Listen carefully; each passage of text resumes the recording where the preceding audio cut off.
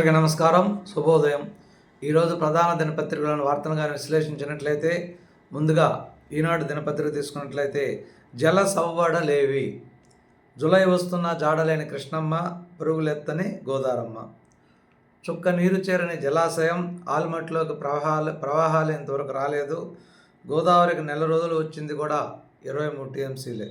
వంశధారలోనూ అంతంత మాత్రమే.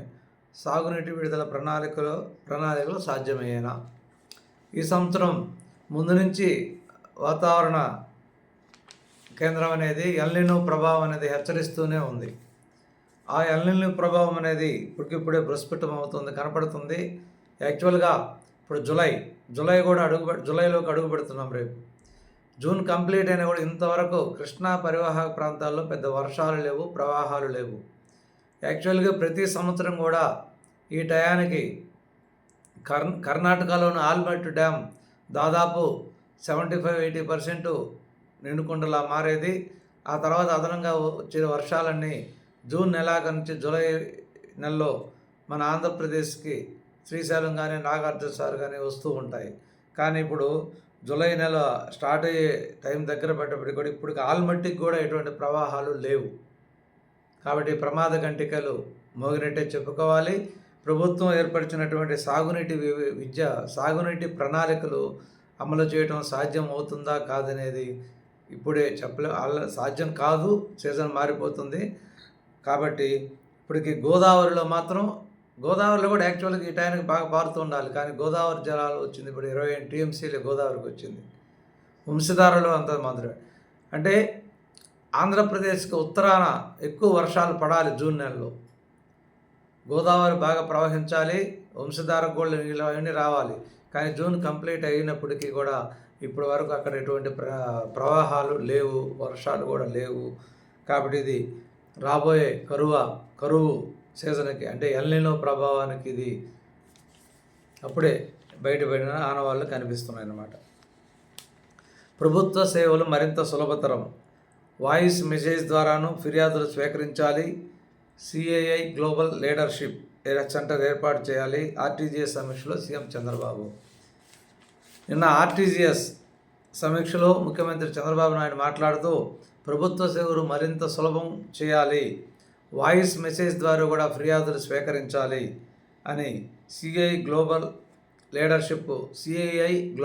లీడర్షిప్ సెంటర్ని ఏర్పాటు చేయాలి, వాయిస్ మెసేజ్లతో కూడా ఫిర్యాదులు స్వీకరించాలి అని చెప్పి ఈ సమీక్షా సమావేశంలో చెప్పడం జరిగింది. ఇది నిజంగా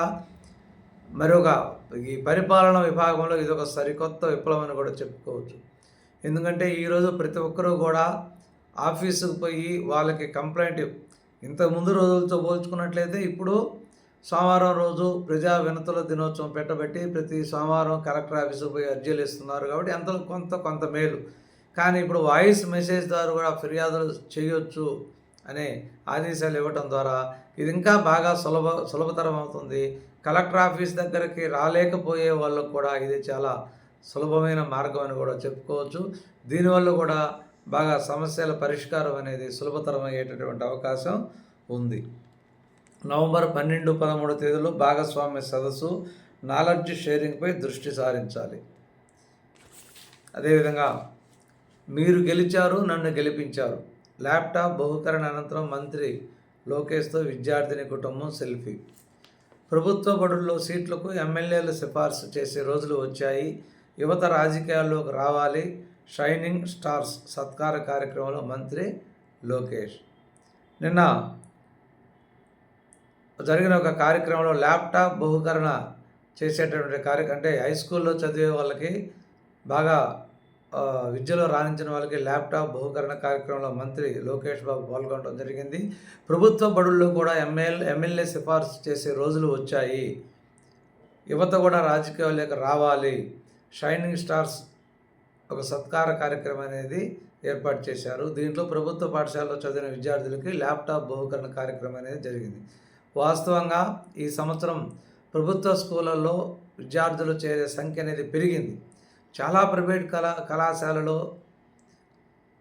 ఈ విద్యార్థుల సంఖ్య తగ్గిపోవడం జరిగింది. అంటే యావరేజ్ మీద రూరల్లో ఉండే ఒక్కొక్క ప్రైవేట్ కళాశాల నుంచి 40-50 మంది విద్యార్థులు తగ్గిపోవడం జరిగింది. వాళ్ళంతా అక్కడ రూరల్లో ఉండే ప్రభుత్వ హై స్కూల్స్లో చేరటం అనేది ఈ విద్యలో మంచి మార్పుకి కారణం. అంటే ప్రభుత్వ పాఠశాలలు కూడా ఇప్పుడు మంచి ఫుల్ ఉపాధ్యాయుల స్ట్రెంత్తో నడుస్తున్నాయి. ఉపాధ్యాయులు అన్ని సబ్జెక్టులకు కానీ ఉన్నట్లయితే ఆటోమేటిక్గా అక్కడ చదువు బాగుంటుంది. ఇంతకుముందు ఇప్పుడు దాకా హై స్కూల్స్ ఎదుర్కొన్న ప్రధాన సమస్య ఏంటంటే అన్ని సబ్జెక్టులకి ఉపాధ్యాయులు లేకపోవటం. మొన్న ఇచ్చినటువంటి డిఎస్సిలో దాదాపు అన్ని స్కూల్స్కి ఫుల్ ఉపాధ్యాయుల స్ట్రెంత్ ఇవ్వటం ద్వారా ప్రభుత్వ హై స్కూల్లో ప్రామాణికాలు మెరుగుపడ్డాయి. కాబట్టి హై స్కూల్లో స్ట్రెంత్ కూడా పెరిగింది. ప్రభుత్వ పాఠశాలలో చేరే వాళ్ళ సంఖ్య కూడా పెరిగింది. సీట్లు కూడా దొరకపోవడం వల్ల అక్కడ ఎమ్మెల్యే సిఫారసు లేఖలు కూడా అవసరమయ్యేటటువంటి పరిస్థితి ఏర్పడిందని చెప్పుకోవచ్చు. కాకినాడ సెస్కు సరికొత్త కళ. సుదీర్ఘకాలం తర్వాత ప్రత్యేక ఆర్థిక మండలి వైపు చూస్తున్న పారిశ్రామికవేత్తలు ఇప్పటికే 1550 కోట్ల పెట్టుబడులతో ముందుకు వచ్చిన పలు కంపెనీలు. ఒప్పంద పత్రాలు మార్చుకుంటున్న రామ్రెడ్డి ఓజిలీ, అమిత్ మెహతా. 500 కోట్లతో స్పెషాలిటీ కెమికల్స్ ప్లాంట్. చాలా రోజులు నత్తనడకన ఉన్నటువంటి కాకినాడ పారిశ్రామిక సెజ్ అనే దాంట్లో ఊపందుకున్నది. ఆ ఆర్థిక మండలి వైపు పారిశ్రామికవేత్తలు చూడటం, ఇప్పటికే 1550 కోట్ల పెట్టుబడులతో అక్కడికి కంపెనీలు రావడం జరిగింది. ముందు అది కలకల్లాడేటటువంటి అవకాశం కూడా ఉంది. 2028 నుంచి ఢిల్లీలో పెట్రోల్ బైకులకు స్వస్తి. ఢిల్లీ ప్రభుత్వం ఒక నిర్ణయం తీసుకున్నది. 2028 తర్వాత ఢిల్లీలో ఇక పెట్రోలుతో నడిచేటటువంటి వాహనాలు కనపడకూడదు, బైకులు కనపడకూడదని ఒక నిర్ణయం తీసుకోవడం జరిగింది. అంటే ప్రజలందరినీ కూడా, వాహనదారులందరినీ కూడా ఈవీల వైపు మళ్లించేటటువంటి ప్రయత్నంలో భాగంగా 2 సంవత్సరాలు టైం ఇచ్చి ముందుగానే అందరూ కూడా ఈవీలు కొనుక్కోండి అని చెప్పినట్లు, అంటే పరోక్షంగా ఈవీలు కొనమని ప్రోత్సహించినట్లే కొన్ని వాహనాలకు సబ్సిడీ కూడా ఇవ్వడం జరిగింది. విద్యుత్ వాహనాలకే రిజిస్ట్రేషన్, అంటే 2020 తర్వాత ఢిల్లీలో ఏ బైక్ కొన్నా కూడా ఇది ఈవీ అయితేనే రిజిస్ట్రేషన్ జరుగుతుంది. ఈవీ కాకపోతే అది రిజిస్ట్రేషన్స్ అయ్యేటటువంటి అవకాశం కూడా లేదు. వచ్చే ఏడాది నుంచి ఇది ఆటోలకు కూడా దీన్ని వర్తించేటట్లు చెప్తున్నారు. అంటే 2030 నాటికి పూర్తి స్థాయి కాలుష్యరహితంగా దేశ రాజధాని ఢిల్లీని మార్చాలి అనేది కేంద్ర ప్రభుత్వం కానీ అక్కడ రాష్ట్ర ప్రభుత్వం కానీ కృతనిశ్చయంతో ఉంది. దీనివల్ల కాలుష్య ప్రభావం కూడా, ఇప్పుడు ఢిల్లీ భారతదేశంలో అత్యధికంగా కాలుష్యాన్ని ఎదుర్కొనేటటువంటి ప్రాంతం ఏదంటే ఢిల్లీ. కాబట్టి ఢిల్లీని కాలుష్య బారిన నుంచి కొంతవరకు రక్షించవచ్చు ఈ ప్రయత్నం ద్వారా. 106 గంటల తర్వాత శిథిలాల నుంచి సజీవంగా వెనుజులాలో మృత్యుంజయుడు.